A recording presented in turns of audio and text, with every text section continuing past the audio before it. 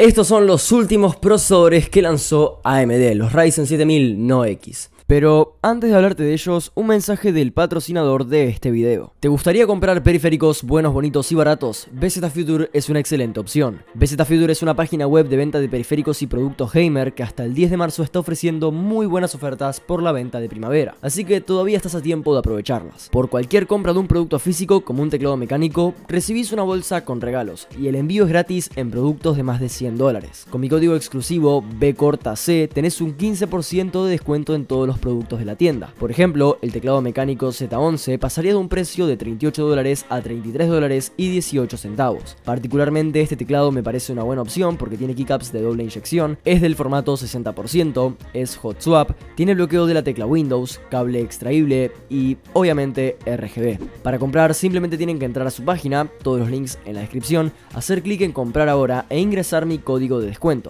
que está apareciendo en pantalla. Tienen un montón de métodos de pago, así que aprovechenlo. Gracias a BZ Future por patrocinar este espacio y todos los links están en la descripción. Hace poco AMD me prestó para que los pruebe y les muestre a ustedes el Ryzen 5 7600, el Ryzen 7 7700 y el Ryzen 9 7900, procesadores lanzados en el mes de enero con diferencias a comparación de sus versiones X presentadas en septiembre del año pasado. También me prestaron el Ryzen 9 7950X para hacer un par de pruebas comparativas, aunque de eso vamos a hablar un poco más adelante en el video. En las CES de enero de este año, estos tres procesadores fueron presentados con precios evidentemente más bajos que sus versiones originales. El Ryzen 9 7900 se lanzó con un precio de $429, $120 más económico que el 7900X. El Ryzen 7 7700 tiene un precio MSRP de $329, $70 más barato que el 7700X. Y el Ryzen 5 7600, $229, también $70 más barato que su versión X. Pero ¿qué diferencia hay entre las versiones X y no X en cuanto a especificaciones técnicas?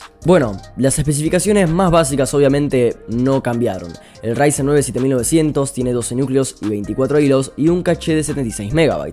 El Ryzen 7 7700 tiene 8 núcleos y 16 hilos con un caché de 40 MB. Y el Ryzen 5 7600 tiene 6 núcleos y 12 hilos con un caché de 38 MB. Las diferencias más grandes se pueden notar en el TDP y en las frecuencias. El TDP de estas tres nuevas variantes no X es de tan solo 65 watts, cuando el Ryzen 5 7600X y el Ryzen 7 7700X tenían un TDP de 105 watts y el Ryzen 9 7900X un TDP de 170 watts, lo que se traduce en temperaturas altas con mayor facilidad y mayor dificultad para llegar a sus frecuencias máximas si no se dispone de las mejores refrigeraciones. Ahora vamos a hablar de eso también con mayor profundidad. En cuanto a frecuencias, el Ryzen 9 7900 tiene una frecuencia boost de 5,4 GHz, 200 MHz menos que su versión X. El Ryzen 7 7700, un boost de 5,3 GHz, 100 MHz menos que su versión X. Y el Ryzen 5 7600X, un boost de 5,1 GHz, 200 MHz menos que su versión X. Personalmente, el motivo del lanzamiento de estos procesadores no me parece ningún misterio. Los Ryzen 7000X lanzados el año pasado fueron la pisada fuerte de AMD en esta nueva generación, con frecuencias altas y un muy buen rendimiento tanto en multitarea como en gaming. Pero había un público que no necesitaba demasiado y que no le parecía una buena idea gastarse 100 o $150 más en una refrigeración decente, y a ese público es al que van dirigidos estos nuevos CPUs.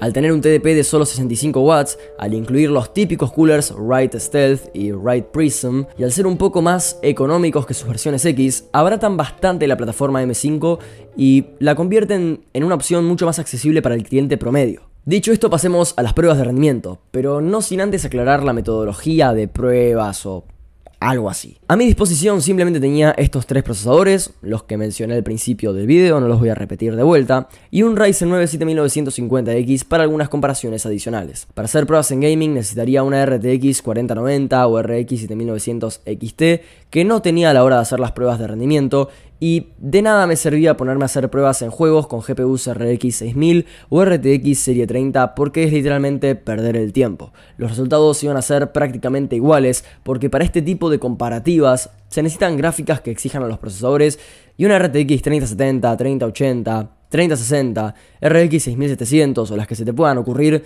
son pan comido para los CPUs de última generación. Así que simplemente me limité a hacer pruebas sintéticas y también ver qué onda sus temperaturas, consumo, frecuencias, etc. Perdonen si en este video no encuentran lo que buscaban, pero no tiene sentido ponerse a hacer pruebas de rendimiento en un juego sin una GPU de gama alta que sea un verdadero reto para cada procesador. En Cinebench R23 en el multinúcleo, el 7600 tuvo un puntaje de 13.356 puntos como vino de fábrica. Y digo como vino de fábrica porque después le hice Undervolt y ya van a ver lo que pasó. El 7700 tuvo un puntaje de 18.445 puntos y el 7900 25.153 puntos. En Cinebench R23, pero esta vez en pruebas mononúcleo, el 7600 llegó a 1834 puntos, el 7700 a 1906 puntos y el 7900 a 1963 puntos. En 3D Mark CPU Profile con el máximo de hilos en cada procesador, o sea, prueba multinúcleo, el 7600 logró un puntaje de 6.643 puntos, el 7700 tuvo 8.651 puntos y el 7900 11.370 puntos. En la prueba Time Spy de 3D Mark, probando solo el procesador, el 7600 llegó a 9.757, el 7700 a 8.651 y el 7900 a 14.090 puntos. El Ryzen 9 7950X, que les mencioné hace unos minutos, también lo probé en las mismas pruebas, así que también les aparece en los gráficos que ven en pantalla. Si tenemos que hablar de frecuencias, temperaturas y consumo, los coolers de stock hicieron un buen trabajo. Todos estos datos los obtengo a partir de las pruebas de rendimiento en Cinebench R23 en multinúcleo. El Ryzen 9 7900 llegó sin problema a su frecuencia máxima, 5,4 GHz, con un promedio de 4,5 GHz en todos sus núcleos, un consumo promedio de 90 watts y temperatura promedio de 73 grados, números que me sorprendieron para hacer un Ryzen 9 con su cooler de stock con una temperatura ambiente de 30 grados. O sea, me sorprendí para bien.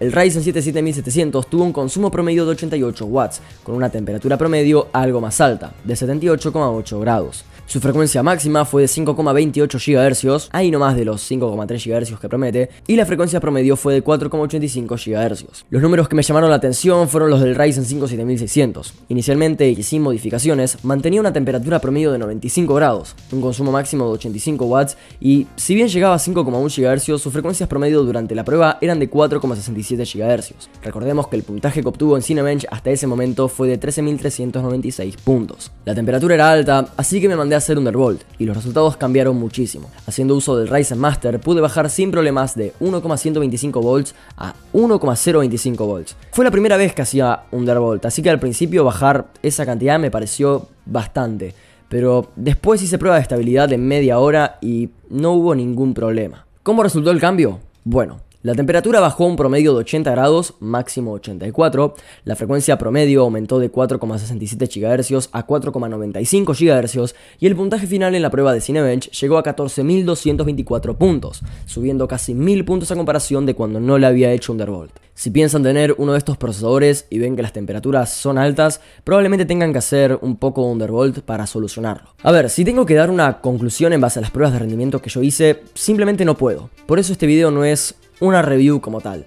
Para poder exprimir estos procesadores al máximo y ponerlos a prueba como corresponde, para poder sacar una conclusión decente y coherente, hace falta compararlos con lo más actual, los últimos procesadores de Intel, que no los tengo y son difíciles de conseguir, y también sus versiones X. También hubiera estado bueno usarlos con tarjetas gráficas de última generación, como pueden ser una RTX 4090, 4080, 4070 Ti, más adelante probablemente una RTX 4060 o también una RX 7900 XT, XTX, próximas RX 7800 XT o aquellas que se acerquen más a la gama baja, para poder medir bien su rendimiento con lo más actual. Por eso este es un video informativo y no intenté forzar una review cuando para hacer una review hecha y derecha faltó un poco más. Lo que les puedo decir es que me pareció un acierto que AMD haya lanzado procesadores no X porque, como dije antes, vienen a tener un público que estaba buscando esto, procesadores más baratos con muy buen rendimiento y que abaratan bastante la compra de AM5 al no tener que comprar sí o sí una refrigeración por separado. Con los coolers de stock incluidos nos alcanza y si llegamos a tener algún problema de temperaturas con Undervolt lo solucionamos al toque. Y esas temperaturas de las que les hablé, recuerden que son bajo carga. Si el procesador no llega al 100% de uso, las temperaturas lógicamente van a ser más bajas. Tanto el Ryzen 5 7600 como el Ryzen 7 7700 y el Ryzen 9 7900 son CPUs de última generación que están hechos para acompañarlos con componentes de última generación. Y lo que voy a decir ahora capaz es un poco controversial, pero creo que el público en general, acá en Argentina o bueno, también en otros países, todavía no se da cuenta de lo capaces que son estos CPUs. Y los próximos que va a lanzar AMD, los Ryzen 7000X3D, también. Siento que todavía el público le está dando demasiada atención a componentes de generaciones anteriores, tanto gráficas como procesadores, y recién dentro de un tiempo, cuando ese público esté preparado para dar el salto generacional, estos CPUs van a tomar más relevancia, o sea, los van a valorar más dentro de un tiempo. Digamos que los CPUs están como adelantados en el tiempo, o el público está atrasado en el tiempo porque las necesidades del gamer promedio hoy en día están bastante bien satisfechas. O capaz que no hay plata. Recomiendo estos procesadores si vas a armarte una PC, aconsejo que los incluyas y considero que son una buena opción, pero acuérdense de mis palabras. Capaz ahora parecen demasiado para el gamer promedio, pasarse a M5 puede parecer una actualización algo cara, aunque realmente no lo es tanto, pero bueno, ya saben, estoy hablando en términos de Latinoamérica, pero dentro de un tiempo, quizás en un año o a medida que vayan saliendo juegos cada vez más exigentes, mucha más gente los va a querer tener en su PC. Eso es todo lo que tenía para decir, suscríbete al canal y nos vemos en un próximo video. Chao.